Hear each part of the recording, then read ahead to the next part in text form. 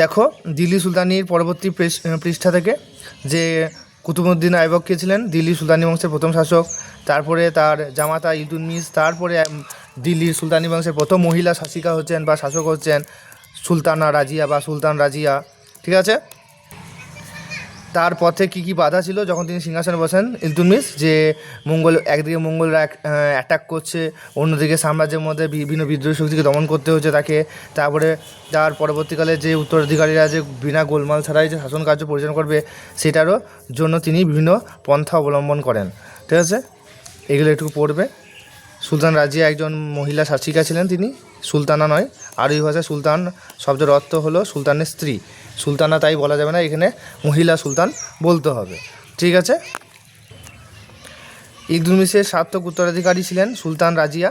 তার শাসনকাল 1236 থেকে 40, ইতিহাসে দুভাবে উল্লেখ হয়ে আছে। প্রথমত এই প্রথম ও শেষবার একজন দিল্লির মসনদে কে বসেছিলেন, মানে প্রথম এবং শেষবারের জন্য দিল্লির সুলতান হিসেবে একজন মহিলা সিংহাসনে বসেছিলেন। এবং দ্বিতীয়ত সুলতান ও তুর্কি অভিজাত অর্থাৎ চিহলকানির সদস্যদের মধ্যে সম্পর্ক জটিল আকার ধারণ করেছিল এই সময়ে। ওকে, আমরা এই সমস্ত ইতিহাসকার মিনহাজ ইশতেরাজের গ্রন্থ থেকে জানতে পারি। ওকে, ইলতুৎমিশের সন্তানের মধ্যে রাজিয়া ছিলেন যোগ্যতম, তাই রাজিয়া সিংহাসনে বসেছিলেন। তারপরে তার ছেলে অল্প দিনের মধ্যে শাসক হলেও শেষ পর্যন্ত রাজিয়াই ইলতুৎমিশের প্রকৃত উত্তরাধিকারী হিসেবে পরিগণিত লাভ করেছিলেন।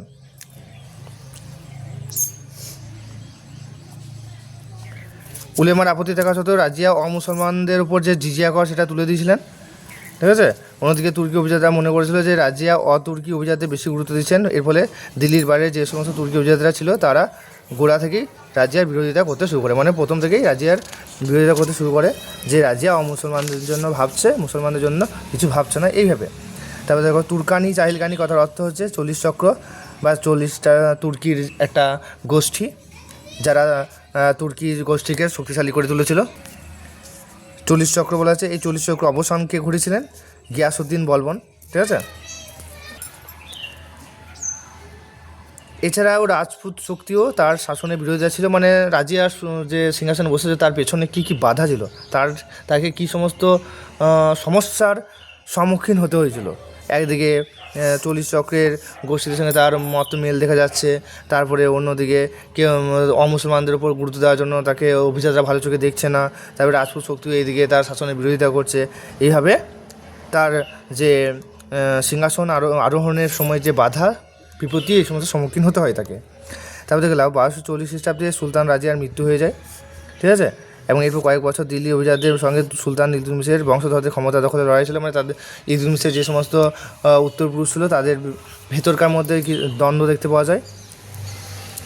একজন তুর্কি আমির ক্ষমতাশালী হয়ে উঠেছিল, তার নাম হচ্ছে গিয়াসউদ্দিন। এই সময় একজন তুর্কি, ঠিক আছে, যে 40 চক্রের মধ্যে প্রধান মানে একজন ছিলেন যে শক্তিশালী হয়ে ওঠে, এবং 1266 হিসাবে তিনি নিজেই সুলতান হন। ইলতুৎমিশের বংশের শাসনের অবসান ঘটে, শুরু হয় এক নতুন অধ্যায়। এরপর থেকে বলবন ও তার উত্তরাধিকারীরা আরও প্রায় 2.5 দশক শাসন করেছিলেন এই অঞ্চল জুড়ে। ঠিক আছে, আর এইদিকে একটু দেখে নেবে যে কোন অঞ্চল দিল্লি সুলতানি অংশ বলতে কোন অঞ্চলটাকে বলা হচ্ছে, গঙ্গা যমুনার মধ্যবর্তী অঞ্চলে।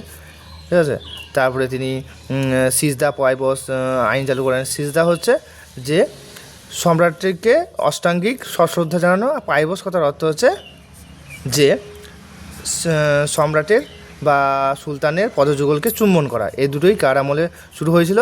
আমাদের গিয়াসউদ্দিন বলবনের আমলে শুরু হয়েছিল। তাহলে পরীক্ষাতে পড়বে যে সিজদা ও পাইবস কার আমলে শুরু হয়েছিল?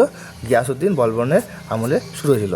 এই পর্যন্ত থাকুক। ঠিক আছে, পরবর্তী ক্লাসে আবার একটা নতুন পাতা তোমাদেরকে ডিসকাশন করব। Bye bye, thank you for watching.